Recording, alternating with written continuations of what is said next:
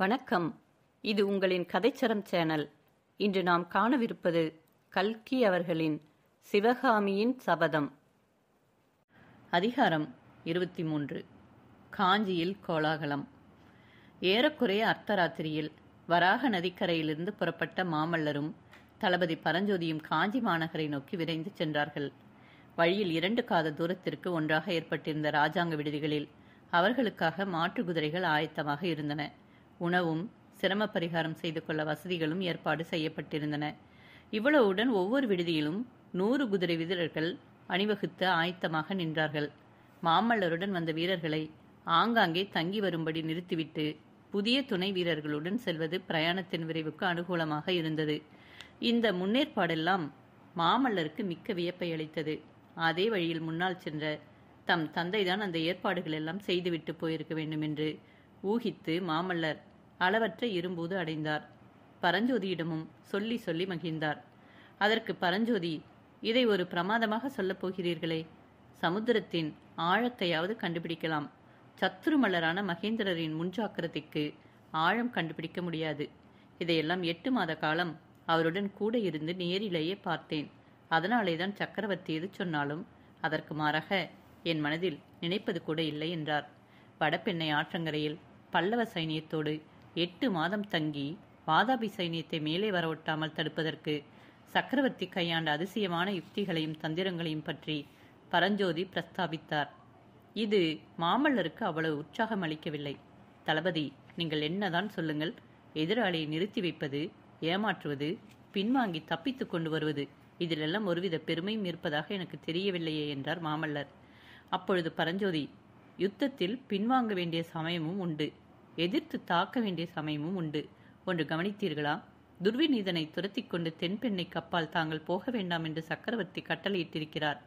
அதற்காக தாங்கள் வருத்தப்பட்டீர்கள். ஆனால் துர்விநீதன் தப்பித்து கொண்டு விட்டானா?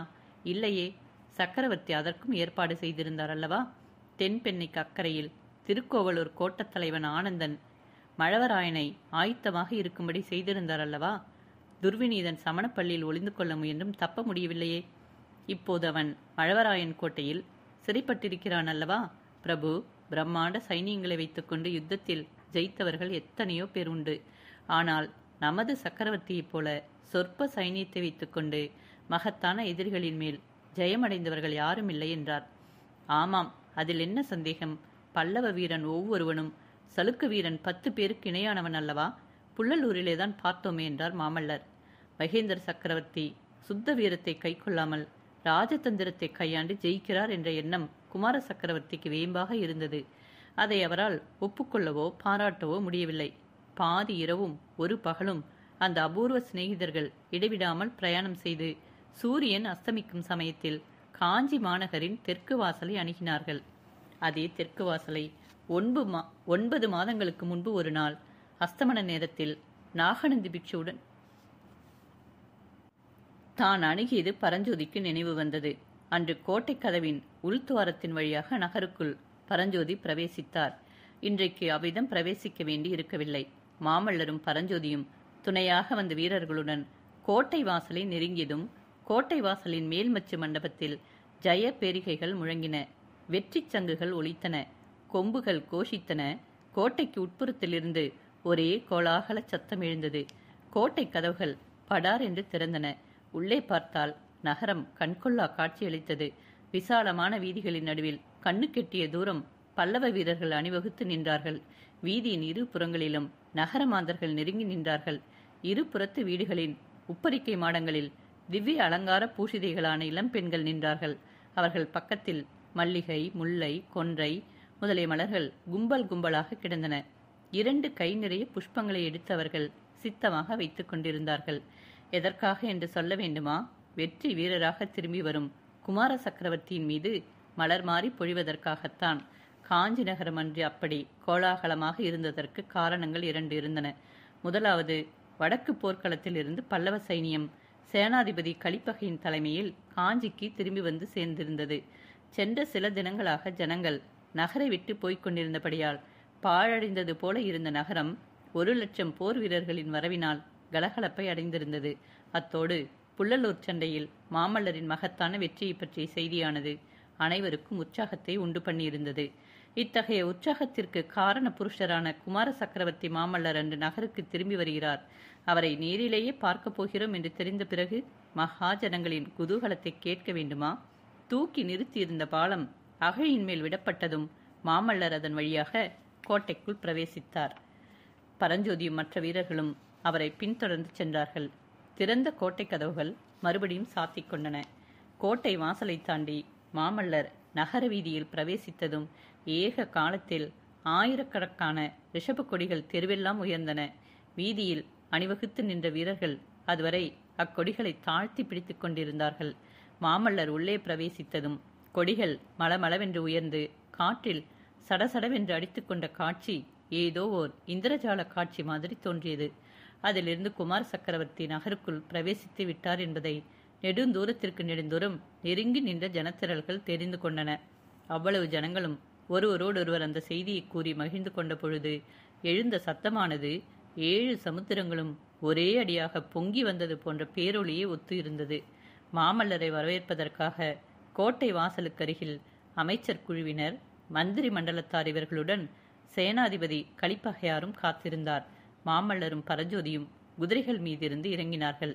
தங்க நிறமான கொன்றை பூக்களை அழகாக தொடுத்திருந்த பெரியதொரு மாலையை மாமல்லரின் கழுத்தில் முதலமைச்சர் சூட்ட, சேனாதிபதி கலிப்பகையார் வாழ்க வாழ்க, புள்ளலூர் போர்க்களத்தில் கங்க நாட்டு மன்னனை புறங்கண்ட வீராதி வீர மாமல்லர் வாழ்க வாழ்க என்று கோஷித்ததும் வாழ்க வாழ்க, ஜெய விஜயீ பவ என்ற கோஷங்கள் 1000 10,000 கண்டங்களில் இருந்தும் ஏக காலத்தில் எழுந்து வானளாவை முழங்கின.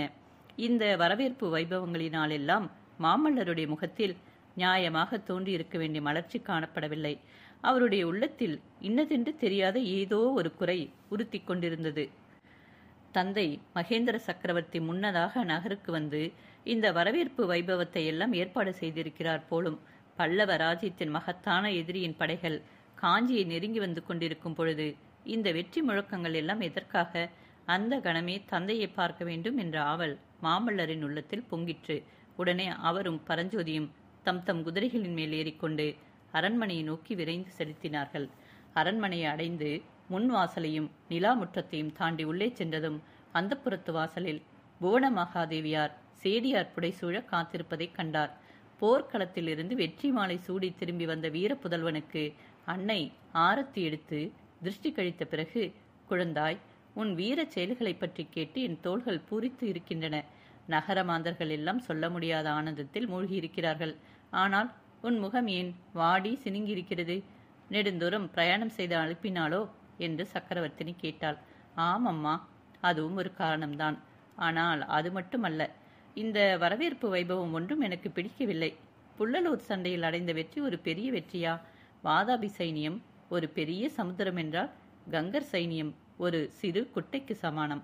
அந்த சிறுபடையை முறியடித்ததற்கு நானே முழு காரணம் அல்ல. புள்ளலூர் சண்டையில் நமது வெற்றிக்கு காரணமானவர் உண்மையில் என் தந்தைதான். அது போகட்டும் அம்மா, சக்கரவர்த்தி எங்கே என்று மாமல்லர் கேட்டார். அப்பொழுது புவன மகாதேவியின் முகத்தில் ஆச்சரிய குறி தென்பட்டது. இது என்ன குழந்தாய், அந்த கேள்வி உன்னிடத்தில் கேட்க வேண்டும் என்றல்லவா நினைத்தேன். என்னை நீ கேட்கிறாயே? அப்பா எங்கே? நீ பார்க்கவில்லையா?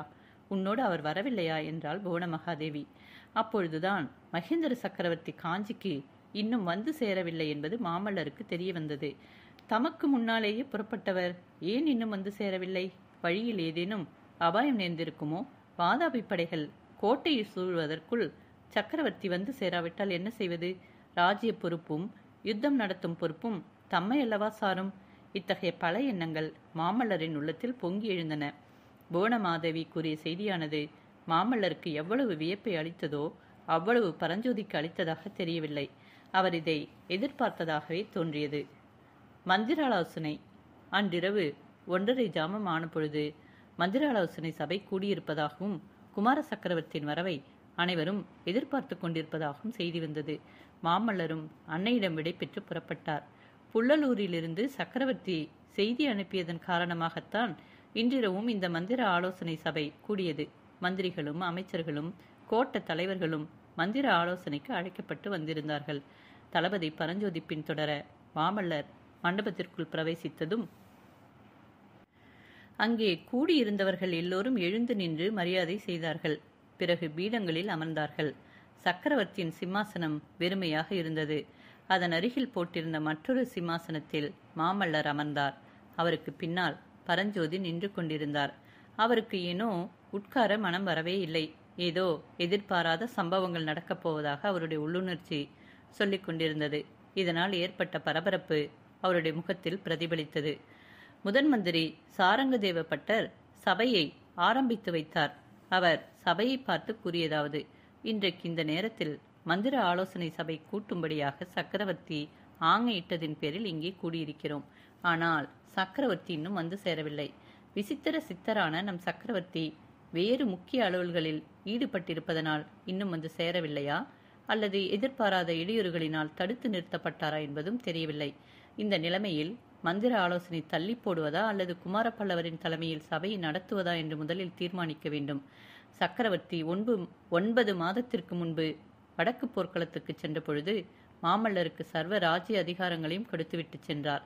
எனவே மாமல்லரின் தலைமையில் மந்திர ஆலோசனை நடத்தலாம் என்றே நான் நினைக்கிறேன்.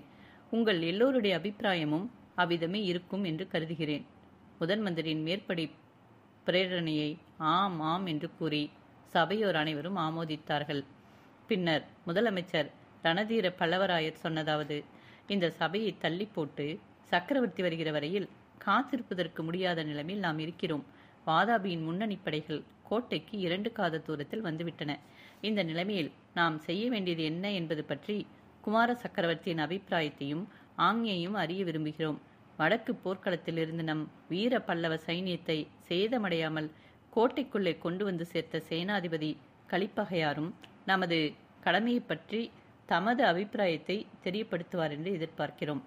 செஞ்சிக்கோட்டை தலைவன் சடையப்பசிங்கன் சொன்னான்: சக்கரவர்த்தியை பற்றிய செய்தியை முதலில் தெரிந்து கொள்ள விரும்புகிறோம். வடக்கு போர்க்களத்தில் தமது சேனாதிபதியுடன் பல்லவேந்திரர் இருப்பதாகவே இத்தனை காலமும் எண்ணிக்கொண்டிருந்தோம்.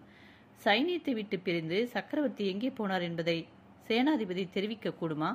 சேனாதிபதி கலிப்பகையார் கூறினார்: 10 தினங்களுக்கு முன்னால் சக்கரவர்த்தி 2000 வீரர்களுடன் வடக்கு போர்க்களத்தில் இருந்து புறப்பட்டார். காஞ்சி கோட்டைக்கு சைனியங்களுடன் வந்து சேரும்படி எனக்கு கட்டளையிட்டு விட்டு சென்றார். அப்புறம் எனக்கு தகவல் ஒன்றும் தெரியாது. புள்ளலூர் போர்க்களத்துக்கு செல்வதாக நான் ஊகித்தேன். சக்கரவர்த்தி அழைத்து சென்ற வீரர்களில் திரும்பி வந்திருப்பவர்கள் அவ்விதமே சொல்கிறார்கள். புள்ளலூர் போர்க்களம் என்றதும் அங்கிருந்தோர் அனைவருடைய கண்களும் மாமல்லரை நோக்கின. சபையின் நோக்கத்தை அறிந்து கொண்டு மாமல்லர் பேசினார்: சேனாதிபதி ஊகித்தது உண்மை. தந்தை புள்ளலூர் போர்க்களத்திற்குத்தான் வந்தார். ஆனால் இன்னும் இங்கு வந்து சேரவில்லை என்பது எனக்கு வியப்பாகவே இருக்கிறது. உங்களை எல்லாம் கோட்டை வாசலில் சந்தித்த பொழுது என் தந்தை அரண்மனையில் என்னை எதிர்பார்த்து கொண்டிருக்கிறார் என்று எண்ணினேன். அரண்மனைக்கு வந்ததும் பெரும் ஏமாற்றமடைந்தேன். என் அருமை தோழர் பரஞ்சோதிக்கு சக்கரவர்த்தி அனுப்பியிருந்த ஓலையிலிருந்து அவ்விதம் நாங்கள் நினைக்க நேர்ந்தது. தளபதி, எல்லா விவரங்களையும் இவர்களுக்கு சொல்லுங்கள்.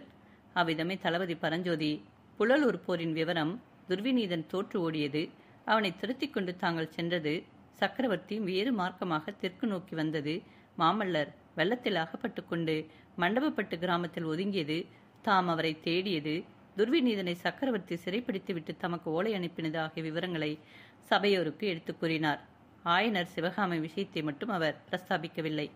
அதன் மேல் முதன் மந்திரி சாரங்கதேவ பட்டர் கூறியதாவது: சக்கரவர்த்தி இல்லாத சமயத்தில் நம்முடைய பொறுப்பு பன்மடங்கு அதிகமாக இருக்கிறது. தென் தமிழ்நாடு இதுவரையில் கண்டிராத பெரிய பகைவர் படை நம்மை நெருங்கி வந்து கொண்டிருக்கிறது. அந்த நிலைமையில் நாம் செய்ய வேண்டியதை பற்றி குமார சக்கரவர்த்தியின் அபிப்பிராயத்தை தெரிந்து கொள்ள விரும்புகிறோம். கோட்ட தலைவர்களும் மாமல்லரின் ஆணையை எதிர்பார்க்கிறார்கள். காஞ்சிக்கோட்டை முற்றுகைக்கு உட்படுவதற்குள் அவர்கள் தங்கள் தங்கள் கோட்டத்துக்கு திரும்பி போய்விட வேண்டுமல்லவா? இதையெல்லாம் கேட்டுக்கொண்டிருந்த மாமல்லர் உடனே மறுமொழி எதுவும் சொல்லவில்லை. ஏதோ தீவிரமான சிந்தனையில் ஆழ்ந்தவராக காணப்பட்டார். அதை கவனித்த முதலமைச்சர் ரணதீர பல்லவராயர் முதலில் வடக்கு போர்க்களத்திலிருந்து திரும்பி வந்திருக்கும் சேனாதிபதி கலிப்பகையார் தமது அபிப்பிராயத்தை சொல்வது நல்லது. சக்கரவர்த்தி இந்த சபை கூட்டச் சொன்னதன் நோக்கம் என்ன என்பது அவருக்கு தெரிந்திருக்கக்கூடும் என்றார். சேனாதிபதி கலிப்பகையார் தம் ஆசனத்திலிருந்து எழுந்து நின்று சொல்லத் தொடங்கினார். சக்கரவர்த்தி இந்த மந்திர ஆலோசனை சபையை கூட்டியதன் காரணம் காஞ்சி முற்றுகை சம்பந்தமானதுதான். முற்றுகை ஒருவேளை ஓராண்டு காலம் நீடிக்கலாம் என்று சக்கரவர்த்தி எதிர்பார்க்கிறார். இந்த ஒரு வருஷமும் கோட்டைக்குள்ளே இருப்பவர்களுக்கும் வெளியில் இருப்பவர்களுக்கும் சம்பந்தம் எதுவும் இராது. ஓலை போக்குவரத்திற்கு இடமிராது. காஞ்சி கோட்டை முற்றுகைக்கு உட்பட்டிருக்கும் காலத்தில் நமது கோட்டத் தலைவர்கள் செய்ய வேண்டியது என்ன என்பதை அவர்களுக்கு சக்கரவர்த்தி சொல்ல விரும்பினார். அவர் சொல்ல விரும்பியது என்ன என்பதை நான் அறியேன். சேனாதிபதியை ஒன்று கேட்க விரும்புகிறேன். வாதாபி படைகள் கோட்டை வாசலுக்கு எப்பொழுது வந்து சேரும் என்று நினைக்கிறீர்கள் என்று கோட்டத் தலைவரில் ஒருவர் கேட்டார். நாளை சூரிய உதயத்திற்குள் வந்து சேரலாம். அஸ்தமனத்திற்குள் கோட்டையை நாலாப்புறமும் சூழ்ந்து கொள்ளக்கூடும். அப்படியானால் கோட்டைக்கு வெளியே போகிறவர்கள் நாளை சூரிய உதயத்திற்குள் போய்விட வேண்டுமல்லவா? சக்கரவர்த்தி இன்று இரவுக்குள்ளே வந்து சேராவிட்டால் கோட்டத் தலைவர்கள் அவர்களுடைய ஊர்களுக்கு திரும்பிச் சென்று விடுவதுதான் நல்லது. சக்கரவர்த்தி நாங்கை அவர்களை தேடிக்கொண்டு வந்து சேரும் என்று எதிர்பார்க்கலாம். சற்று நேரம் மௌனம் குடிக்கொண்டிருந்தது. எல்லோரும் மாமல்லருடைய முகத்தை உற்று நோக்கி கொண்டிருந்தார்கள்.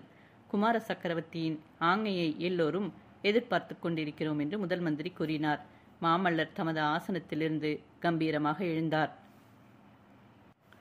சபையோர் அனைவரையும் ஒரு தடவை பார்த்தார். பிறகு கூறினார். 10 மாதங்களுக்கு முன்பு சக்கரவர்த்தி காஞ்சியை விட்டு புறப்பட்ட போதே தாம் திரும்பி வரும் வரை தம்முடைய ஸ்தானத்தில் சகல ராஜாதிபதிகாரங்களையும் வகிக்கும்படி எனக்கு கட்டளையிட்டார். அது உங்களுக்கெல்லாம் நினைவில் இருக்கிறதல்லவா? நினைவிருக்கிறது என்று சிலர் சொன்னார்கள். இன்னும் சிலர் ஆமோதிப்பதற்கு அறிகுறியாக தலையை அசைத்தார்கள். ஏதோ விபரீதமான யோசனை வரப்போகிறது என்று எண்ணியவர்களைப் போல மற்றவர்கள் மௌனமாக இருந்தார்கள். சக்கரவர்த்தி இன்னும் திரும்பி வரவில்லையாகவே அவர் எனக்கு அளித்த ராஜாதிகாரத்தை இன்னும் நான் வகிக்கலாம் அல்லவா? அது உங்களுக்கெல்லாம் சம்மதம்தானே? சம்மதம் சம்மதம் என்பதாக சபையில் பல குரல்கள் ஏக காலத்தில் கோஷித்தன. முதன் மந்திரி எழுந்து நின்று, பல்லவகுமாரா, சக்கரவர்த்தி எங்களை ஆலோசனை கேட்கும் பொழுது நாங்கள் எங்கள் கருத்தை சொல்வோம். அதுபோலவே தாங்கள் கேட்டாலும் எங்கள் அபிப்பிராயத்தை சொல்கிறோம். தீர ஆலோசித்த பின் தாங்கள் எப்படி கட்டளையிடுகிறீர்களோ அப்படியே நடத்தி வைப்போம். யோசனை சொல்வதற்குத்தான் எங்களுக்கு உரிமை. ஆங்கையிடம் உரிமை தங்களது என்றார். சந்தோஷம். நீங்கள் சொல்ல வேண்டிய யோசனைகளை எல்லாம் சொல்லுங்கள், கேட்டுக்கொள்கிறேன்.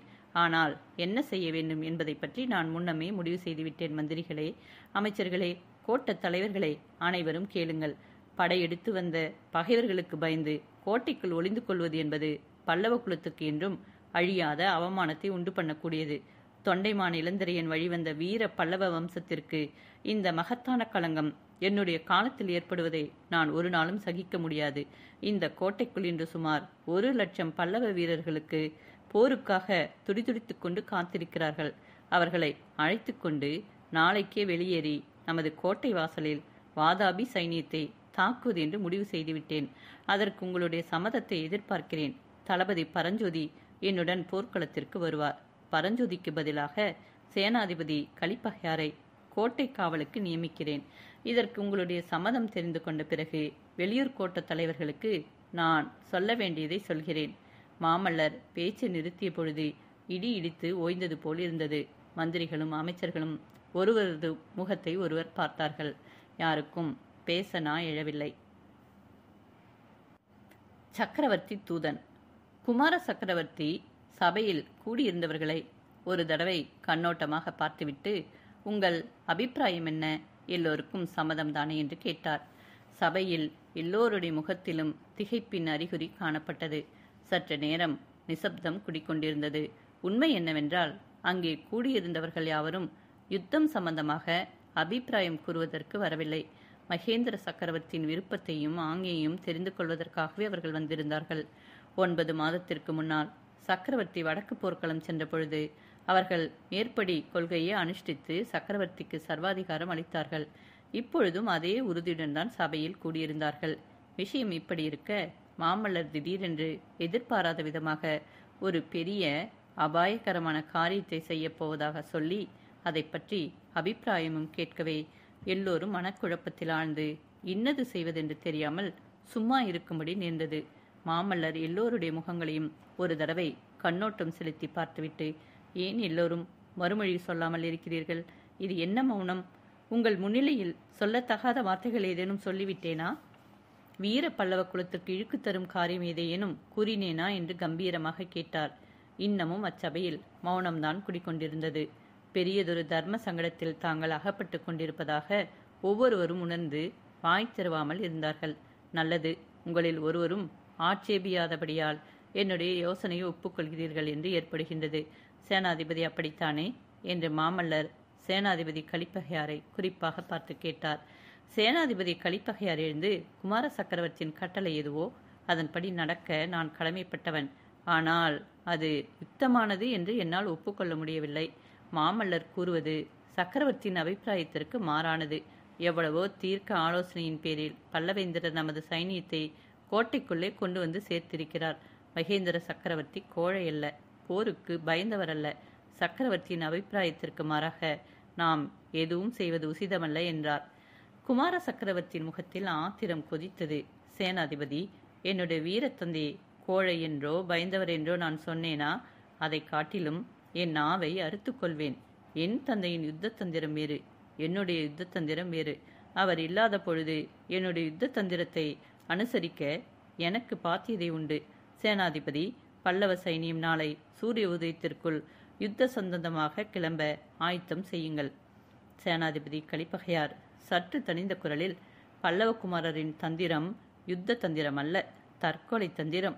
வாதாபி சைனியத்தில் 5 லட்சம் போர் வீரர்கள் இருக்கிறார்கள். பல்லவ வீரர்கள் 1,00,000 பேருக்கு மேல் இல்லை என்றார். மாமல்லர் கண்களில் தீப்பொறி பறக்க விழித்து கூறினார். சேனாதிபதி, புள்ளலூர் போர்க்களத்தில் பல்லவ வீரர் எத்தனை பேர், கங்கப்பாடி வீரர் எத்தனை பேர் என்பதை அறிவீரா? 50,000 கங்க வீரர்களை புறங்காடி ஓடும்படி நமது 16,000 வீரர்கள் செய்யவில்லையா? போர்க்களத்தில் ஆட்களின் கணக்கா பெரிது? வெற்றி அளிப்பது வீரம் அல்லவா? பல்லவ வீரன் ஒவ்வொருவனும் சலுக்க வீரர் 9 பேருக்கு ஈடானவன் கலிப்பகையாரே. இதை தாங்கள் இன்னும் அறிந்து கொள்ளவில்லையா? வாதாபி சைனியத்தில் 5 லட்சம் வீரர்கள் மட்டுமல்ல, 15,000 போர் யானைகள் இருக்கின்றன என்றார் கலிப்பகையார். இருந்தால் என்ன? நமது வீர தளபதி பரஞ்சோதியாரின் கைவேலுக்கு அஞ்சி மதம் பிடித்த யானை இந்த காஞ்சி நகரின் வீதிகளில் தறிக்கெட்டு ஓடியது நமது சேனாதிபதிக்கு தெரியாது போல் இருக்கிறது. தளபதி பரஞ்சோதியை போன்ற 1 லட்சம் வீர சிம்மங்கள் பல்லவ சைனியத்தில் இருக்கும் பொழுது புலிகேசியின் போர் யானைகளுக்கு நாம் ஏன் அஞ்ச வேண்டும்? விவாதம் இவ்விதம் முற்றிக்கொண்டே இருப்பதைக் கண்ட முதல் மந்திரி சாரங்கதேவர் பெரிதும் கவலையடைந்தார். பெரியவர் எழுந்து நின்றதும் மாமல்லர் பேச்சை நிறுத்தினார். ஒரு விஷயம் நாங்கள் தெரிந்து கொள்ள விரும்புகிறோம். சக்கரவர்த்தி இன்னமும் வந்து சேர அவகாசம் இருக்கிறதல்லவா? இந்த விஷயம் கோட்டை வாசற்காவலர்களுக்கு அறிவிக்கப்பட்டிருக்கிறதா? சக்கரவர்த்தி இன்றிரவு ஒருவேளை வந்தால் கோட்டை கதவை தாமதமின்றி திறந்துவிட காவலர்கள் ஆயத்தமாக இருக்கிறார்களா என்று முதன் மந்திரி வினவினார். அப்பொழுது தளபதி பரஞ்சோதி, ஆம், அப்படித்தான் கட்டளையிட்டிருக்கிறேன். சக்கரவர்த்தி பெருமான் ஒருவேளை தூதர்கள் மூலமாக செய்தி அனுப்பக்கூடும் என்று எதிர்பார்த்து அதற்கும் தக்க ஏற்பாடு செய்திருக்கிறேன் என்றார். தளபதி பரஞ்சோதி இவ்விதம் சொல்லி வாய் மூடுவதற்குள்ளே மண்டபத்தின் வாசற் காவலன் ஒருவன் விரைந்து உள்ளே வந்து, சக்கரவர்த்தியிடமிருந்து தூதன் ஓலை கொண்டு வந்திருக்கிறான், சிங்கலட்சணையுடன் வந்திருக்கிறான் என்று தெரிவித்தான். இதை கேட்ட மாமல்லர் திகைத்து போய் நின்றார். சபையில் இருந்த மற்றவர்கள் எல்லோரும் மிகவும் நெருக்கடியான சமயத்தில் தெய்வமே தங்களுடைய துணைக்கு வந்தது என்று எண்ணியவர்களாக மனதிற்குள் உற்சாகமடைந்தார்கள். பயங்கர செய்தி. சக்கரவர்த்தியின் தூதன் சபா மண்டபத்திற்குள்ளே பிரவேசித்த பொழுது சபையில் நிசப்தம் நிலவியது. வந்தவன் நெடிதுயர்ந்த ஆஜானுபாகவான தோற்றமளித்தான். போர்க்களத்திலிருந்து நேரடியாக வந்தவனாக காணப்பட்டான். அவனது தலையிலும் முகத்திலும் காயங்களுக்கு கட்டுகள் போடப்பட்டிருந்தன. அவன் உடுத்தியிருந்த துணிகள் இரத்தக்கரையினால் சிவந்து இருந்தன. என்ன செய்தி கொண்டு வந்திருக்கிறானோ என்ற ஆவலானது எல்லோருடைய மனதிலும் குடிக்கொண்டு வேறு வகை எண்ணங்களுக்கு இடமில்லாமல் செய்தது. சபையில் இருந்த அத்தனை பேரின் கண்களும் இமை கொட்டாமல் அத்தூதனை நோக்கின. அப்படி பார்த்தவர்களில் தளபதி பரஞ்சோதியும் ஒருவர் என்று சொல்ல வேண்டியதில்லை. மற்றவர்களுடைய மனதில் குடிக்கொண்டிருந்த ஆவல் அவருடைய மனதில் இருந்ததாயினும் அதோடு இன்னொரு வியப்பும் அவர் மனதில் ஊசலாடியது. அது இந்த தூதனை எங்கேயோ பார்த்திருக்கிறோம் என்ற உணர்ச்சிதான். தூதன் சபையில் உள்ளவர்களை எல்லாம் ஒரு தடவை சுற்றி வளைத்து பார்த்தான். கடைசியில் அவனுடைய கண்கள் குமார சக்கரவர்த்தியின் முகத்திற்கு வந்து அங்கேயே ஸ்திரமாக நின்றன. பல்லவ குமாரா, தங்கள் தந்தையிடமிருந்து மிக முக்கியமான செய்தி கொண்டு வந்திருக்கிறேன். செய்தியை இந்த சபையிலேயே சொல்லலாம் அல்லவா என்று கேட்டான். மாமல்லர் முதன் மந்திரியின் முகத்தை பார்த்தார். அந்த குறிப்பை அறிந்த சாரங்க தேவப்பட்டர், சக்கரவர்த்தியின் செய்தியை இங்கே உள்ளவர்கள் அனைவரும் அறிந்து கொள்ள வேண்டியதுதான், இங்கேயே தாராளமாக சொல்லலாம் என்றார். அப்படியானால் கேளுங்கள். நான் கொண்டு வந்திருக்கும் செய்தி மிக பயங்கரமானது. ஆயினும் சொல்லியே தீர வேண்டும். பல்லவ சாம்ராஜ்யத்தின் சக்கரவர்த்தி சிறைப்பட்டார். களங்கமற்ற ஆகாசத்திலிருந்து திடீரென்று பேரிடி விழுந்தது போலிருந்தது. அந்த சபையில் இருந்தவர்கள் அனைவரும் சிலர் என்ன என்று அலறினார்கள். சிலர் ஆசனத்திலிருந்து குதித்து எழுந்தார்கள். சிலர் திறந்த வாய் மூடாமல் திகைத்த பார்வையுடன் தூதனை பார்த்த வண்ணம் இருந்தார்கள். மாமல்லர் பயங்கரமான ஒரு சிரிப்பை சிரித்தார். அது சபையில் இருந்த அனைவருக்கும் மயிர்கூச்சை உண்டாக்கிற்று. சக்கரவர்த்தி சிறைப்பட்டாரா? எப்படி, எப்போது, யார் சிறைப்படுத்தினார்கள் என்று மாமல்லர் கர்ஜித்தார். அவருடைய கரம் தன்னை அறியாமல் உடைவாளை உருவியது.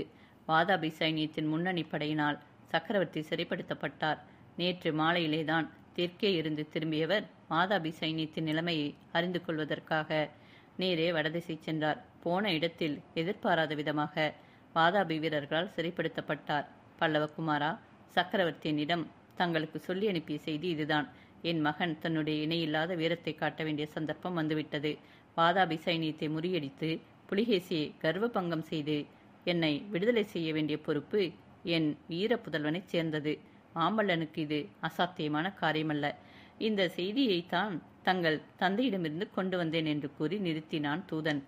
மாமல்லர் அப்பொழுது சபையில் இருந்தவர்கள் அனைவரையும் ஒரு தடவை கண்களில் அக்னி ஜுவாலை எழும்படி பார்த்துவிட்டு, சேனாதிபதி, இப்பொழுது நமது படைகளை கோட்டைக்கு வெளியே கொண்டு போக சம்மதிப்பீர்களா? மந்திரிகளும் அமைச்சர்களும் என்ன சொல்கிறீர்கள்?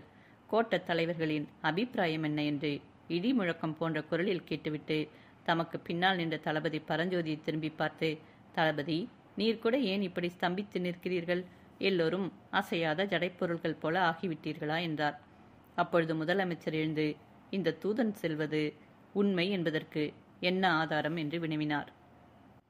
தூதனுடனே கையில் இருந்த சிங்க இலச்சினையை காட்டி, இதுதான் ஆதாரம். என் முகத்திலும் உடம்பிலும் உள்ள காயங்கள் தான் அத்தாட்சி என்றான். மகேந்திர சக்கரவர்த்தி பகைவர்களின் கையில் சிக்கிக் கொண்டிருக்கிறார். நீங்கள் ஆதாரம் கேட்டுக்கொண்டு காலம் கடத்துகிறீர்கள் அல்லவா?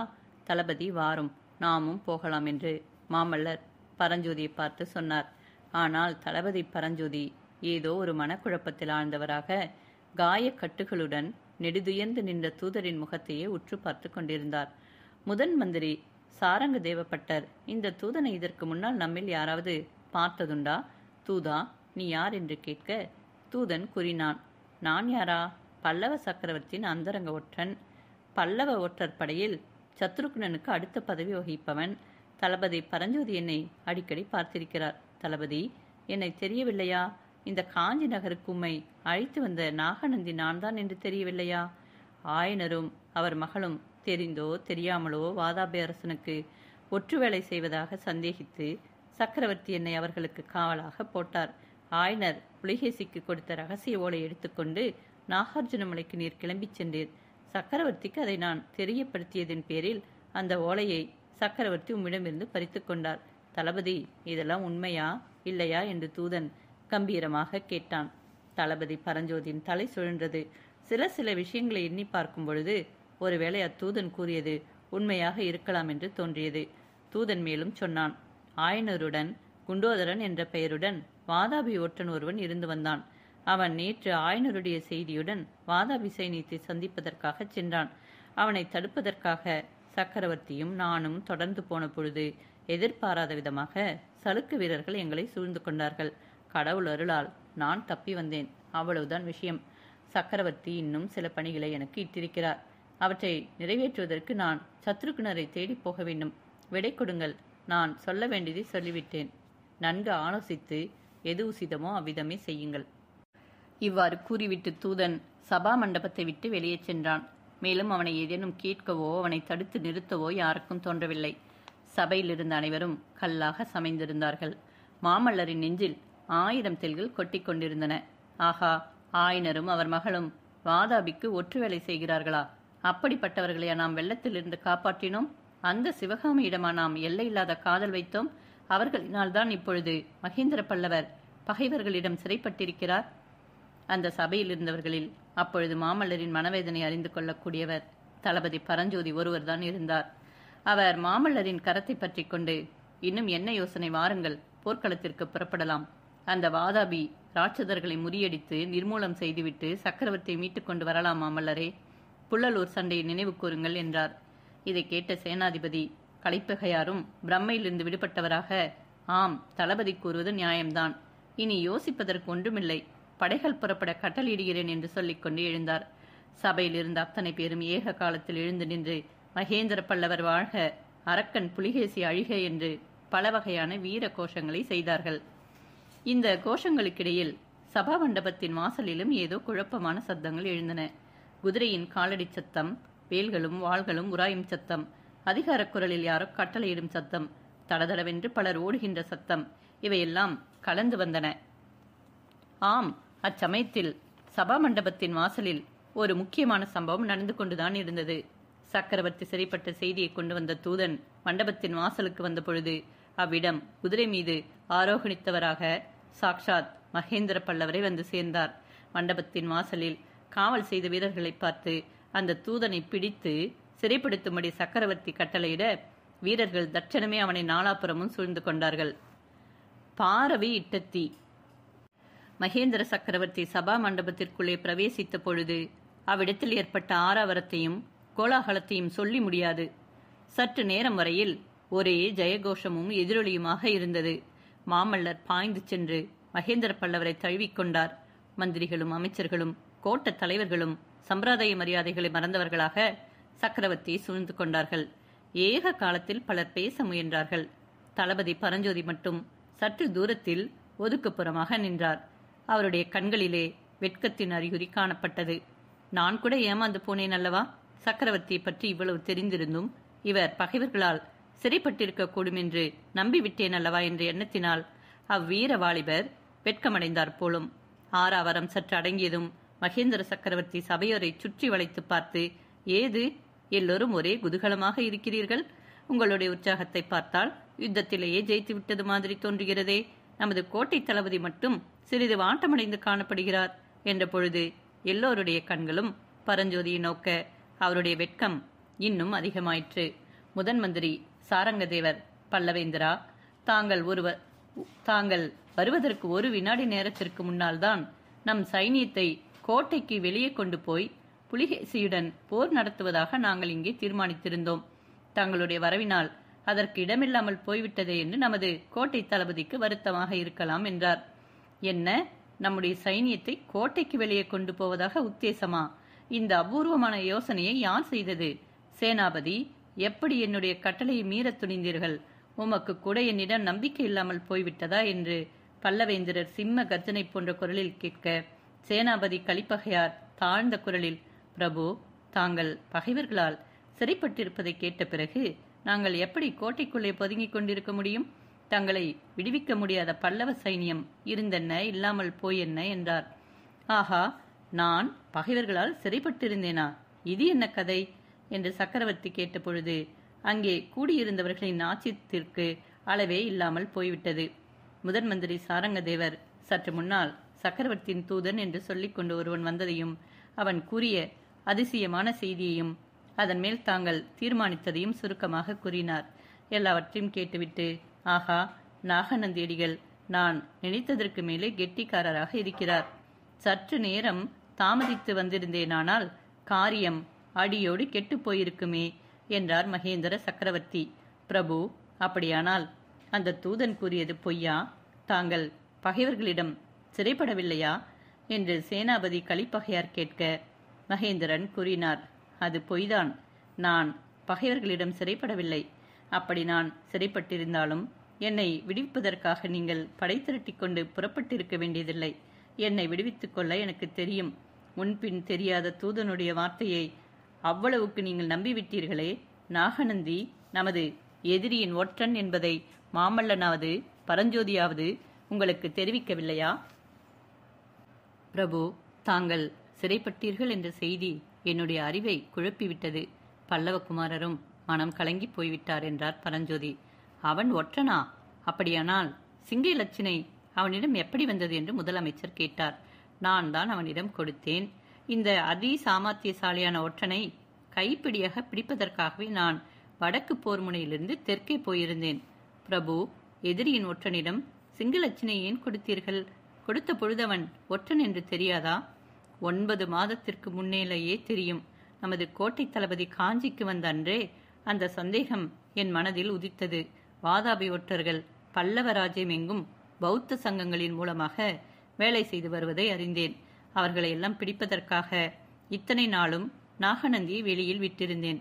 கோட்டை முற்றுகை தொடங்குவதற்குள் நாகநந்தியை எப்படியாவது பிடித்துவிட வேண்டும் என்று தீர்மானித்துக் கொண்டு தெற்கே போனேன். கடைசியாக மண்டபப்பட்டு கிராமத்தில் கண்டுபிடித்தேன். என்ன, மண்டபப்பட்டிலா என்று மாமல்லர் தூக்கி வாரி போட்டவராக கேட்டார். ஆமாம் மாமல்லா, மண்டபப்பட்டிலேதான். அங்கே நமது ஆயனரையும் சிவகாமியையும் கூட பார்த்தேன். அவர்களை பெரும் வெள்ளத்திலிருந்து நீ காப்பாற்றியது பற்றி சொன்னார்கள். இருவரும் சந்தோஷமாக இருக்கிறார்கள். ஆயனர் அங்கே மலைக்கோயில் அமைக்கும் பணியில் ஈடுபடுவதற்கு தக்க ஏற்பாடு செய்துவிட்டு வந்திருக்கிறேன். நாகநந்தியை தேடிக்கொண்டு மண்டபப்பட்டுக்கு போனதில் இந்த ஒரு நன்மையும் ஏற்பட்டது. ஆயனரும் சிவகாமியும் எதிரிகளின் ஒற்றர்கள் என்று நாகநந்தி கூறிய விஷம் கலந்த வார்த்தைகளினால் புண்பட்டிருந்த மாமல்லரின் உள்ளம் இதை கேட்டு குதூகலித்தது. அவருடைய மனதில் பொங்கிய உற்சாகம் முகமலர்ச்சியாக பரிணமித்தது. பிரபு, ஒற்றனை சிறைப்படுத்தியாகிவிட்டதா என்று சேனாதிபதி கலிப்பகை கவலை தோய்ந்த குரலில் கேட்டார். அவருக்கு போர்க்களத்தில் யுத்தம் செய்யும் முறைதான் தெரியுமே தவிர இந்த மாதிரி ஒற்றர் தந்திரங்கள்லாம் தலைவேதனை அளித்தன. ஆம் சேனாதிபதி, வாதாபியின் மிகவும் கெட்டிக்காரனான ஒற்றனை சிறைப்படுத்தியாகிவிட்டது. பாதி யுத்தத்தை நாம் ஜெயித்து விட்டது போலத்தான் என்றார் சக்கரவர்த்தி. உடனே மாமல்லர் தந்தையிடம் துள்ளி வந்து வணக்கத்துடன் கைகூப்பி நின்று, பல்லவேந்திரா, பாதி யுத்தத்தை தாங்கள் ஜெயித்தாகிவிட்டது. மற்ற பாதி யுத்தத்தை ஜெயிக்க எனக்கு அனுமதி கொடுங்கள். நமது வீர பல்லவ சைனியத்தை நடத்தி கொண்டு போய் வாதாபி அரக்கர் சைனியத்தை அடியோடு அழித்து நிர்மூலம் செய்ய அனுமதி கொடுங்கள். என் அருமை தோழர் பரஞ்சோதியும் என்னுடன் அனுப்பி வையுங்கள் என்றார்.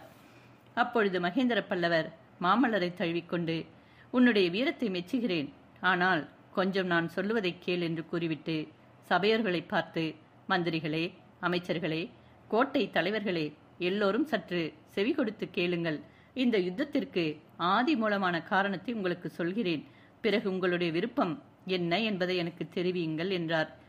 நிசப்தம் நிலவிய மந்திர ஆலோசனை சபையை பார்த்து மகேந்திர பல்லவர் மேலும் கூறியதாவது: நான் இளம் பிள்ளையாக இருந்த பொழுது யுத்தம் என்னும் எண்ணமே இல்லாதவனாக இருந்தேன். என் தந்தை சிம்ம விஷ்ணுவின் வீர புகழ் தென்னாடெங்கும் பரவி இருந்தது.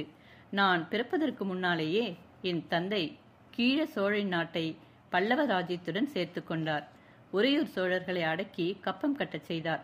பாண்டியர்களையும் கர்வபங்கம் செய்தார். மேற்கே கங்கரும் வடமேற்கே கதம்பரும் சிம்ம விஷ்ணு மகாராஜாவிடம் பயபக்தி கொண்ட நண்பர்களாக இருந்தார்கள். வடக்கே வேங்கி நாட்டரசனோ எனக்கு தாய்மாமன். ஆகவே யுத்தம் என்ற நினைவே இல்லாமல் நான் வளர்ந்து வந்தேன். சித்திரம், சிற்பம், கவிதை, சங்கீதம், நடனம் ஆகிய கலைகளில் ஈடுபட்டு காலம் கழித்தேன். எந்தெந்த தேசத்தில் என்னென்ன கலை சிறந்து விளங்கியது என்று அறிந்து அந்த கலையில் வள்ளலார்களை தெரிவித்து இந்த பல்லவ நாட்டில் அக்கலை வளர்க்க முயன்றேன். இப்படி இருக்கும் பொழுது கங்க மன்னன் துர்விநீதனுடைய சபையில் பாரவி என்னும் வடமொழி கவி ஒருவர் வந்திருப்பதாக கேள்விப்பட்டேன். அவர் வடக்கே அசலபுரத்தில் இருந்தவர். வாதாபி ராஜகுமாரர்களில் சிநேகிதர். புலிகேசியும் அவனுடைய சகோதரர்களும் சிற்றப்பனுக்கு பயந்து காட்டிலே ஒளிந்திருந்த பொழுது பாராவியும் அவர்களோடு கொஞ்ச காலம் அலைந்து திரிந்தார். பிறகு அவர் கங்க நாட்டு மன்னனுடைய சபையை தேடி வந்தார். துர்விநீதனுடைய மகளை புலிகேசியின் தம்பி விஷ்ணுவர்த்தனுக்கு மனம் பேசி முடித்து அதன் மூலம் புலிகேசிக்கு பலம் தேடி கொடுப்பதற்காக அவர் வந்தார். துர்விநீதன் என்னுடைய தந்தைக்கு பெரிதும் கடமைப்பட்டவன் என்பதை நீங்கள் அறிவீர்கள். ஆகையால் கங்கப்பாடியில் நடக்கும் காரியங்கள் எல்லாம் அவ்வப்பொழுது காஞ்சிக்கு தெரிந்து கொண்டிருந்தன. பாரவி அங்கு வந்திருக்கிறார் என்று கேள்விப்பட்டதும் அவரை காஞ்சிக்கு வரவழைக்க வேண்டும் என்று நான் ஆசைப்பட்டேன். என் தந்தையும் அவ்விதமே துர்விநீதனுக்கு செய்தி அனுப்பினார். அதன் பேரில் பாரவி இங்கு வந்தார். வந்தவர் காஞ்சி சுந்தரியின் மேல் மோகம் கொண்டு விட்டார். இந்த காஞ்சி நகரின் திருக்கோயில்களும் ராஜவீதிகளும் பூந்தோட்டங்களும் பாரவியை அடியோடு கவர்ந்து விட்டன. புலிகேசி வாதாபி சிம்மாசனத்தில் ஏறிய பிறகு அவனும் அவன் தம்பி விஷ்ணுவர்தனனும் பாரவிக்கு ஓலை மேல் ஓலையாக விடுவித்துக் கொண்டிருந்தார்கள். வாதாபிக்கு திரும்பி வந்து விடும்படியாகத்தான். ஆனால் பாரவி அதற்கெல்லாம் இணங்கவில்லை. காஞ்சியை விட்டு போவதற்கு அவருக்கு மனம் வரவில்லை. புலிகேசியின் ஓலைகளுக்கெல்லாம் பாரவி தம்மால் வர முடியாதென்று மறு ஓலை அனுப்பினார். அவற்றில் காஞ்சி நகரை பற்றி வர்ணனைகள் செய்தார். அந்த ஓலைகளில் ஒன்றிலேதான் புஷ்பேஷ ஜாதி புருஷேஷு விஷ்ணு நாரிஷு ரம்பா நகரேஷு காஞ்சி என்ற ஸ்லோகத்தை அவர் எழுதினார். இதையெல்லாம் அப்பொழுது படிக்கையில் எனக்கு எவ்வளவோ சந்தோஷமாக இருந்தது. ஆனால் அப்பொழுது அந்த பாரவி கவி மூட்டிய தீதான் இப்பொழுது இந்த பெரும் யுத்தமாக மூண்டிருக்கிறது. புலிகேசி பாரவிக்கு எழுதிய ஓலை ஒன்றில், என்றைக்காவது ஒரு நாள் நான் காஞ்சி நகருக்கு வருவேன், உம்முடைய வர்ணனையெல்லாம் உண்மைதானா என்று பார்ப்பேன் என்று எழுதியிருந்தான். அதுவும் எனக்கு பெருமையாகத்தான் இருந்தது. அப்பொழுது வாதாபி சக்கரவர்த்தி காஞ்சிக்கு வரும்பொழுது அவருக்கு பிரமாதமான வரவேற்பு நடத்த வேண்டும் என்று எண்ணியிருந்தேன். ஆனால் சபையோர்களே, நான் நினைத்ததற்கு மாறாக இப்பொழுது கோட்டை கதவுகளை சாத்தி வாதாபி சக்கரவர்த்தியை வெளியில் நிறுத்த வேண்டியதாக இருக்கிறது. இத்தனை நேரமும் சபையோர் அனைவரையும் போல ஆவலுடன் மகேந்திரர் கூறிய வரலாற்றை கேட்டுக்கொண்டிருந்த மாமல்லர் குறுக்கிட்டு, பல்லவேந்திரா, எதற்காக நம் கோட்டை கதவுகளை சாத்தி தாளிட வேண்டும்? வேல்களையும் வாள்களையும் கொண்டு புலிகேசியை ஏன் வரவேற்கக்கூடாது என்றார். ஆம், வரவேற்கத்தான் போகிறோம். நமது கோட்டை சுவர்களின் மீது பல்லவ வீரர்கள் நின்று வாள்களாலும் வேல்களாலும் சலுக்கர்களை வரவேற்பார்கள். வரவேற்று நமது அகழிகளில் உள்ள முதலைகளுக்கு விருந்தளிப்பார்கள். நான் சொல்ல ஆரம்பித்ததை முழுதும் சொல்லிவிடுகிறேன். அந்த அரக்கன் புலிகேசி நமது காஞ்சி சுந்தரியின் மேல் எத்தகைய மோகம் கொண்டிருக்கிறான் என்பதை நேரில் நானே பார்த்தேன். ஆகா, காஞ்சியின் சௌந்தரியத்தை நான் வர்ணிக்க ஆரம்பித்ததும் அவனுடைய கண்கள் எப்படி ஜொலித்தன தெரியுமா? இதென்ன புலிகேசி, தாங்கள் நேரில் பார்த்தீர்களா? எங்கே, எப்போது என்று சாரங்கதேவர் கேட்டார். வடபெண்ணை நதிக்கரையில் சலுக்கர் படைக்கு நடுவில் அவனை நான் பார்த்தேன் என்று மகேந்திரர் கூறியதும் சபையின் பெரும் வியப்பிற்கு அறிகுறியாக ஆகாகாரம் எழுந்தது. பிரபு, இப்படியெல்லாம் தங்களை அபாயத்திற்கு உட்படுத்திக் கொள்ளலாமா? இந்த பெரிய பல்லவ சாம்ராஜ்யம் தங்கள் ஒருவரையே நம்பியிருக்கிறதே என்றார் முதலமைச்சர். சபை கலைந்தது. சபா மண்டபத்தில் ஏற்பட்ட கிளர்ச்சி ஒருவாறு அடங்கி சற்று அமைதி ஏற்பட்டதும் மகேந்திர பல்லவர் மேலும் தொடர்ந்து கூறலானார்.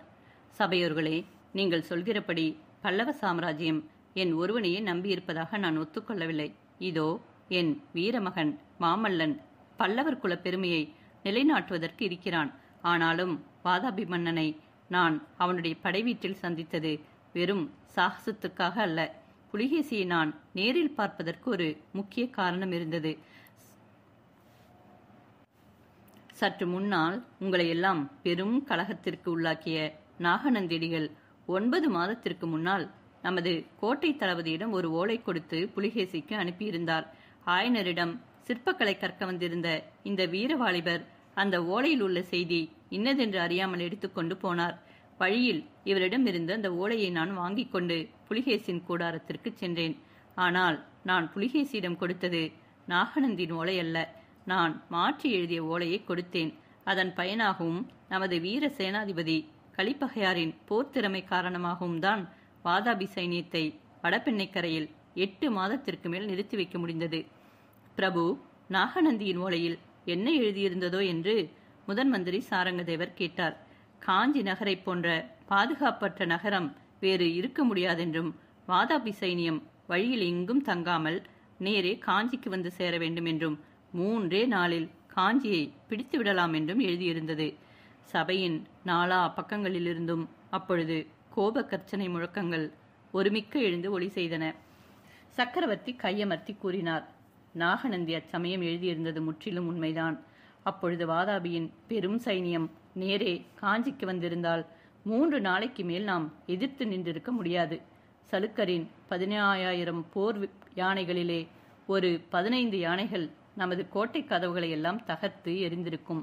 அப்பொழுது வைஜெயந்தி பட்டணத்திற்கு நேர்ந்த கதி காஞ்சிக்கும் நேர்ந்திருக்கும். சபையோர்களே, கதம்பகுல மன்னர்கள் வாழையடி வாழையாக வாழ்ந்து அரசு செலுத்திய வைஜெயந்தி பட்டணம் இருந்த இடத்துல இப்பொழுது கரியும் சாம்பலும் வேடிட்டிருப்பது உங்களுக்கு தெரியுமல்லவா? சபையில் மறுபடியும் வியப்பொலிகளும் இரக்க குரல்களும் எழுந்தன. மகேந்திர பல்லவர் மீண்டும் தொடர்ந்து சொன்னார், இந்த காஞ்சி மாநகரம் உலகம் உய்ய அவதரித்த புத்த பகவானுடைய காலத்திலிருந்து 1000 வருஷமாக சீரும் சிறப்பும் பெற்று விளங்குகிறது. கல்வியில் கரையில்லாத காஞ்சி மாநகரம் என்று நமது புலவர் பெருமான் திருநாவுக்கரசரால் பாடப்பெற்ற இந்த திருநகரின் புகழானது சீன தேசம், சாவகத்தீவு, யவனர் நாடு, ரோமாபுரி ஆகிய தூர தூர தேசங்களிலெல்லாம் நெடுங்காலமாக பரவியிருக்கிறது. இப்பேற்பட்ட நகரம் என்னுடைய காலத்தில் அழிந்தது என்னும் அபகீர்த்தியை நான் அடைய விரும்பவில்லை. இந்த காஞ்சி நகரை பாதுகாப்பதுதான் என்னுடைய முதல் கடமை. அந்த கடமையை நிறைவேற்றுவதற்கு நீங்கள் என்னுடன் ஒத்துழைப்பீர்களா? இவ்வாறு சக்கரவர்த்தி கேட்டபொழுது சபையினர் ஒருமுகமாக அப்படியே என்று கோஷித்தார்கள். சக்கரவர்த்தி மறுபடியும் கையமர்த்தி, இந்த யுத்தம் நேர்ந்ததற்கு மூல காரணம் இன்னதென்று உங்களுக்கு தெரிவித்தேன். இது என்னால் நேர்ந்த யுத்தமாகையால் என் போக்கில் இதை நடத்தி முடிப்பதற்கு உங்களிடம் அனுமதி கோருகிறேன் என்றார். அப்படியே என்று மீண்டும் சபையில் கோஷம் எழுந்தது. பின்னர் மகேந்திரர் சபையில் பின்வரிசையில் இருந்த தென் பல்லவ நாட்டின் கோட்ட தலைவர்களை குறிப்பாக பார்த்து, கோட்டைக்குள்ளே இருக்க போகும் எங்களை காட்டிலும் கோட்டைக்கு வெளியில் கிராமங்களில் இருக்க வேண்டிய நீங்கள்தான் அதிகமான கஷ்ட நஷ்டங்களுக்கு ஆளாக வேண்டியிருக்கும். காஞ்சியை காப்பாற்றுவதற்காக எல்லா கஷ்டங்களையும் பொறுத்து கொள்ள நீங்கள் சித்தமாக இருக்கிறீர்களா என்று கேட்க, சித்தம் சித்தம் என்று கோட்டத் தலைவர்கள் ஒரே குரலில் முழங்கினார்கள். நாளை சூரிய உதயத்திற்குள்ளே வாதாபி சைனியம் நமது கோட்டை நெருங்கிவிடும். அதற்கு முன்னால் நீங்கள் எல்லோரும் நகரை விட்டு வெளியேறிவிட வேண்டும். அவரவர்களுடைய ஊருக்கு விரைந்து செல்ல வேண்டும். காஞ்சி நகர் முற்றுகைக்கு உள்ளாகி இருக்கும் பொழுது உங்களுக்கும் கோட்டைக்குள்ளே இருக்கும் எங்களுக்கும் எவ்வித போக்குவரத்தும் இராது. கோட்டையை கைப்பற்ற முயன்று புலிகேசி தோல்வியடையும் பொழுது அவனுடைய கோபத்தை எல்லாம் சுற்றிலும் உள்ள நாட்டுப்புறங்களின் மீது காட்டுவான். அதற்கெல்லாம் நீங்கள் ஆயத்தமாக இருக்க வேண்டும். கோட்டத் தலைவர்களே, நன்றாக யோசித்து சொல்லுங்கள். காஞ்சியை காப்பாற்றுவதற்காக நீங்கள் சகலவிதமான தியாகங்களுக்கும் சித்தமாக இருக்கிறீர்களா? வாதாபி அரக்கர் படையினால் நேரக்கூடிய கொடுமைகளை எல்லாம் பொறுத்து கொள்வீர்களா? நாட்டில் கொடிய பஞ்சம் ஏற்பட்டு மக்கள் பட்டினி கிடந்து மடிய நேர்ந்தாலும் நீங்கள் மனம் கலங்காமல் இருப்பீர்களா என்று சக்கரவர்த்தி கம்பீரமான குரலில் கேட்க, செஞ்சிக்கோட்ட தலைவன் சடையப்ப சிங்கன் எழுந்து நின்று கூறினான். பல்லவேந்திரா, யோசிப்பதற்கு ஒன்றுமில்லை. பல்லவ ராஜ்யத்தின் மணிமுகனுமாக விளங்குவது காஞ்சி மாநகரம். காஞ்சி எழுந்தால் பிறகு யார் உயிரோடு இருப்பது? அதனால் என்ன பயன்? காஞ்சி நகரை கைப்பற்றுவதற்காக அவன் அப்படி வரும்பொழுது நாம் காப்பாற்றுவதற்காக எந்த விதமான தியாகங்களை செய்யவும் நாங்கள் சித்தமாக இருக்கிறோம். தங்களுடைய சித்தம் எதுவோ அதன்படி நடந்து கொள்கிறோம். நான் கூறியதுதான் இங்கே உள்ள எல்லோருடைய அபிப்பிராயமும். ஆம் ஆம் என்று கோட்ட தலைவர்கள் அனைவரும் ஏகமனதாக ஆமோதித்தார்கள். இச்சமயத்தில் சபா மண்டபத்தின் வாசற்புறத்திலிருந்து தூதன் ஒருவன் வந்தான். அவன் சக்கரவர்த்தியை நெருங்கி பணிந்துவிட்டு, கிழக்கு திசையில் ஒரு பெரும் புழுதிப்படலம் தெரிகிறதென்றும் கடல் புரண்டு வருவது போன்ற பெரு முழக்கம் கேட்கிறது என்றும் தெரியப்படுத்தினான். மகேந்திரர் இடி முழக்கம் போன்ற குரலில், சபையோர்களே, வாதாபி சைனியம் வந்துவிட்டது. நம்மில் ஒவ்வொருவரும் நம் வீர சாகசங்களை காரியத்தில் காட்ட வேண்டிய சமயமும் வந்துவிட்டது. அமைச்சர்களே, மந்திரிகளே, இத்துடன் இன்று சபை கலைகிறது. நாளை முதல் முற்றுகை நீடித்திருக்கும் வரையில் ஒவ்வொரு நாள் இரவும் 2ஆம் ஜாபத்தில் இங்கே மந்திர ஆலோசனை சபை கூடும். இப்பொழுது போய் அவரவர்களுடைய காரியங்களை பாருங்கள் என்று கூறியதும் அமைச்சர்களும் மந்திரிமார்களும் துரிதமாக வெளியேறினார்கள். கோட்டத் தலைவர்களே, நீங்கள் சற்று முன் கொடுத்த வாக்குறுதியினால் மிக்க சந்தோஷம் அடைந்தேன். அந்த வாக்குறுதியை மட்டும் நீங்கள் நிறைவேற்றி வைத்தால் புலிகேசியை கட்டாயம் என்று ஜெயக்கொடி நாட்டுவேன் என்று கூறி தளபதி பரஞ்சோதியை பார்த்து, தளபதி, இவர்களை தெற்கு கோட்டை வாசலுக்கு அழைத்து கொண்டு போங்கள். இவர்கள் அகழியை தாண்டி சென்றதும் பாலத்தை உடைத்து எரிந்துவிட வேண்டும். மற்றபடி கோட்டை பாதுகாப்பு சம்பந்தமாக நாம் தீர்மானித்தபடி காரியங்கள் செய்கிறீர்கள் அல்லவா என்று கேட்க, ஆம் பிரபு, தெற்கு வாசலை தவிர மற்ற 3 வாசல்களையும் முழுதும் அடைத்தாகிவிட்டது. பாலங்களையும் தகர்த்தாகிவிட்டது. மதில் சுவரின் மேல் வரிசையாக 10,000 வீரர்கள் வேலும் கையுமாக ஆயத்தமாக இருக்கிறார்கள் என்றார் தளபதி பரஞ்சோதி. பரஞ்சோதியும் கோட்டத் தலைவர்களும் சென்ற பிறகு சபா மண்டபத்தில் சக்கரவர்த்தியும் மாமல்லரும் மட்டும் தனித்து இருந்தார்கள். மாமல்லரின் முகம் உற்சாகமின்றி வாட்டமுற்றிருந்தது. சக்கரவர்த்தி மாமல்லரின் அருகிலே சென்று அவருடைய தோளின் மீது கையை வைத்து, மாமல்லா, இந்த யுத்தத்தை என் போக்கிலேயே நடத்த எனக்கு நீயும் அனுமதி கொடுக்கிறாயல்லவா என்று கேட்டார். அப்பா, என்னை ஏன் கேட்கிறீர்கள்? உங்கள் விருப்பம் எதுவோ அதுவே எனக்கும் சம்மதம் என்றார் மாமல்லர். சந்தோஷம் குமாரா, அரண்மனைக்கு போய் உன் தாயாரிடம் நான் பத்திரமாக வந்து சேர்ந்து விட்டதை சொல்லு. பொழுது விடுவதற்குள் இன்னும் ஒரு முக்கியமான காரியம் நான் செய்ய வேண்டியிருக்கிறது. அதை முடித்துவிட்டு அரண்மனைக்கு வந்து சேர்கிறேன் என்று கூற மாமல்லர் அந்த புறத்தை நோக்கி சென்றார். சக்கரவர்த்தியோ அரண்மனை வாசலில் ஆயத்தமாக நின்ற குதிரை மீதேறி ராஜவிகாரத்தை நோக்கி விரைந்தார். முற்றுகை தொடங்கியது. மறுநாள் சூரிய உதயமாகும் சமயத்தில் கமலி தன்னுடைய வீட்டு திண்ணையில் கவலை தோய்ந்த முகத்துடன் உட்கார்ந்திருந்தாள். இரவெல்லாம் கண் விழித்தபடியாலும் கண்ணீர் விட்டபடியாலும் அவளுடைய கண்கள் வீங்கியிருந்தன. கண்ணபிரான் தகப்பனார் அவள் அருகில் உட்கார்ந்த ஆறுதல் மொழிகள் சொல்லிக் கொண்டிருந்தார். முதல் நாள் சாயங்காலம் குமார சக்கரவர்த்தி திரும்பி வந்த செய்தி கிடைத்த உடனேயே கண்ணபிரானும் அவருடனே திரும்பி வந்திருப்பான் என்று கமலி எதிர்பார்த்தாள். புள்ளலூர் போரில் வெற்றி மாலை சூடிய வீரரை வரவேற்க நகர மாந்தர் எல்லாம் திரண்டு போன பொழுது கண்ணபிரானின் தந்தை தாம் போய் கண்ணனை அழைத்து வருவதாக சொல்லிவிட்டு போனார். இரவு வெகு நேரம் கழித்தவர் திரும்பி வந்து மாமல்லருடன் கண்ணன் வரவில்லை என்னும் செய்தியை தெரிவித்தார். காஞ்சி நகரில் யாரும் அன்றிரவு தூங்கவில்லையாதலால் 3ஆம் ஜாமத்தில் சக்கரவர்த்தியும் திரும்பி வந்துவிட்ட விவரம் கிடைத்தது. 4ஆம் ஜாமத்தில் வாதாபி படைகள் கோட்டைக்கு சமீபத்தில் வந்துவிட்ட செய்தியும் கோட்டை வாசல்கள் அடைக்கப்பட்டு பாலங்கள் தகர்க்கப்படும் செய்தியும் கிடைத்தன. ஆகவே இனிமேல் கண்ணபிரான் கோட்டைக்குள்ளே வந்து சேருவதற்கு இடமில்லை என்று ஏற்பட்டது. அதனாலேதான் கமலி துயரக்கடலில் ஆழ்ந்திருக்க கண்ணனுடைய தந்தை அவளுக்கு ஆறுதல் சொல்லிக் கொண்டிருந்தார். அந்த சமயத்தில் திடீரென்று சாக்ஷாத் கண்ணனே வீட்டு வாசலில் வந்து நின்றார். அவர்களுக்கு எப்படி இருக்கும்? கமலி சட்டென்று எழுந்து கண்ணா என்று அலறிக்கொண்டு ஓடிப்போய் அவனை தழுவிக்கொள்ள எண்ணியவள் கண்ணனுக்கு பின்னால் சக்கரவர்த்தி பெருமான் குதிரையில் வருவது கண்டு நாணமும் திகைப்பும் அடைந்து நின்றாள். கமலி, கண்ணனை கொண்டு வந்து சேர்த்து விட்டேன். இனிமேல் அவனை ஜாக்கிரதையாக பார்த்துக் கொள்வது உன்னுடைய பொறுப்பு என்று சக்கரவர்த்தி புன்னகையுடன் கூறினார். பிறகு உன்னுடைய சௌக்கியத்தை பற்றி சிவகாமி ரொம்ப விசாரித்தாள். உனக்கு குழந்தை பிறந்தால் உடனே சொல்லி அனுப்பும்படி கூறினாள் என்று சொல்லிக்கொண்டே சக்கரவர்த்தி குதிரையை செலுத்திக் கொண்டு போனார். சக்கரவர்த்தியின் பேச்சினால் வெட்கமடைந்த கமலி கண்ணபிரானை கடைக்கண்ணால் பார்த்து கொண்டே வீட்டிற்குள் சென்றாள். கண்ணபிரான் தந்தைக்கு முகமன் கூறிவிட்டு கமலியை தொடர்ந்து உள்ளே சென்றான். இதென்ன கமலி, நான் வந்ததில் உனக்கு சந்தோஷம் இல்லையா? என்னை திரும்பி கூட பாராமல் உள்ளே வந்து விட்டாயே, ஒருவேளை கண் தெரியவில்லையா என்று கண்ணபிரான் கேட்க, கமலி, ஆமாம், கண் தெரியவில்லைதான், இரவெல்லாம் அழுது வீங்கி போய்விட்டது என்றாள். ஐயோ, ஏன் அழுதாய் என்று சொல்லிக்கொண்டு கண்ணபிரான் அவள் அருகே நெருங்க, கமலி அவனுடைய கையை உதறி, இந்த அருமையெல்லாம் நேற்று எங்கே போய்விட்டது? நேற்றிரவே ஏன் வரவில்லை என்று கேட்டாள். நேற்றிரவே ஏன் வரவில்லையா? எனக்கும் உனக்கும் மத்தியில் ஒரு பெரிய அகழியும் முதலைகளும் ஒரு பெரிய மதிர் சுவரும் இருந்தபடியாலேதான் என்றான் கண்ணன். அப்படியா? நீ இரவெல்லாம் கோட்டைக்கு வெளியிலா இருந்தாய்? அகழி பாலங்களை எல்லாம் இரவுக்கிரவே உடைத்து விட்டார்களாமே, நீ எப்படி உள்ளே வந்தாய்? நீ புறப்பட்டது முதல் நடந்தது எல்லாம் விவரமாக சொல் என்று கமலி பரபரப்புடன் கேட்டாள். கமலி, நான் என்னத்தை என்று சொல்ல? நான் பிறந்த கதையை சொல்லவா, வளர்ந்த கதையை சொல்லவா, புள்ளலூர் போர்க்களத்துக்கு போன கதையை சொல்லவா, வெள்ளத்தில் அகப்பட்டு கொண்டு திண்டாடியதை சொல்லவா, மாமல்லர் ஏற வேண்டிய ரதத்திலே புத்த பிக்ஷுவை ஏற்றி கொண்டு வந்ததை சொல்லவா, கோட்டைக்கு வெளியே ராத்திரியெல்லாம் அலைந்து திரிந்ததை பற்றி சொல்லவா என்றான் கண்ணன்.